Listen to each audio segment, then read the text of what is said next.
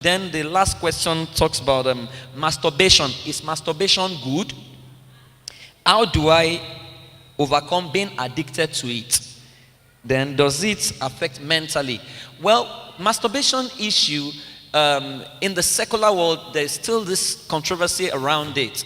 I remembered when I was doing my research on masturbation, I read a lot of things that medical scientists have to say about masturbation, that it helps people to get to understand their body makeup and stuff like that. So a lot of people, a lot of medical doctors will tell you that there's nothing bad with it, there's nothing wrong with it.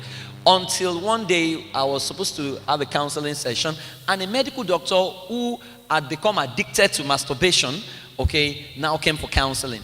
And I remember the first thing I said to him was that, but you guys are the ones telling young people that it's good to masturbate. You cannot masturbate without your mind. And the most important sex organ you have, like my pastor will always say, is not your genitals, it is your mind. You can't masturbate without some form of images. And I can tell you, because having been involved with this for over 7 years, I can tell you some effects of masturbation that medical scientists will not tell you. As a matter of fact, one of the effects of masturbation right now is what they call youthful impotence. I have a long list of some of my clients right now who are even married, but they are battling with impotence. And it was something that came as a result of over masturbation. And some of them would say to me, when they come for counseling like that, and they will say, "Praise, don't you have a drug that we can use that will stop, that will kill this?" And I always say to them that, look, when you were going to start masturbation, was there any drug that you used that enhanced the masturbation? So please, don't believe what they're telling you out there. Masturbation trains your body to ejaculate. It puts unnecessary pressure on you. Initially, you may enjoy it, but over some time, over a period of time, you realize that you no longer have control over it. It begins to control you. So we have people who masturbate, like some of them masturbate like 3 times a day.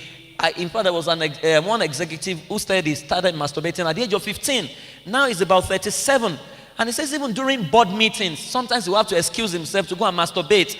It became a major problem for him.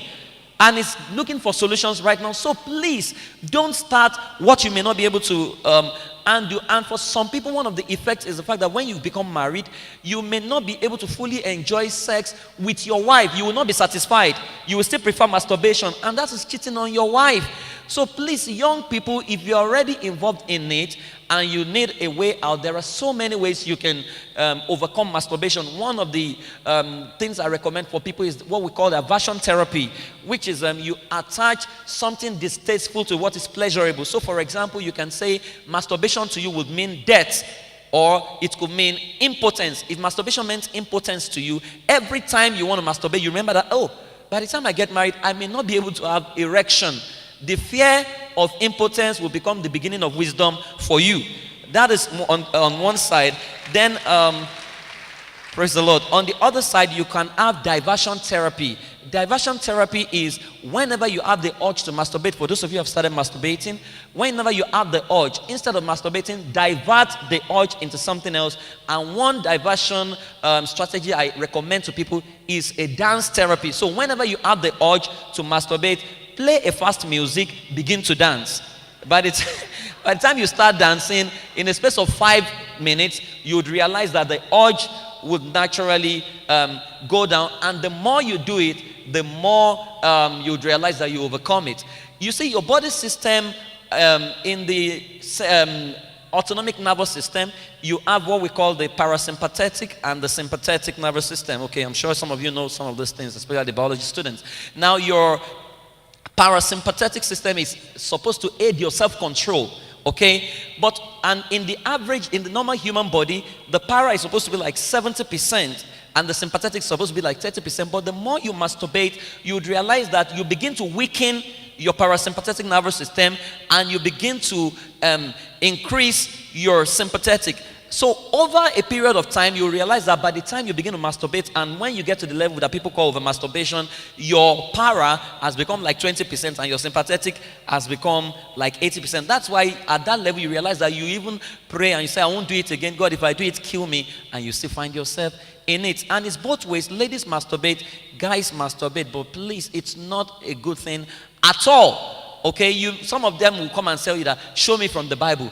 There are some things that you may not find expressly from the Bible. The Bible says your body is the temple of the living God. And for guys, when you masturbate, you realize that you ejaculate. What does your sperm mean to you? Your sperm is a seed that guarantees the preservation of your future. A sperm produced a Bill Gates, okay? And some other sperms, area sperms, produced area boys. So if you waste your sperm on the altar of masturbation, I do not know the kind of sperms you will have left by the time you're ready to get married. Thank you. Thank you very much, Praise. Well done, well done. You really gave us some deep information there. Yeah, I think the point is to attach pain or pleasure to what we do. Because if you attach pleasure in your mind to something, you want to do it. But if you can get a substitute and you attach pain, then that will help you to avoid doing that thing.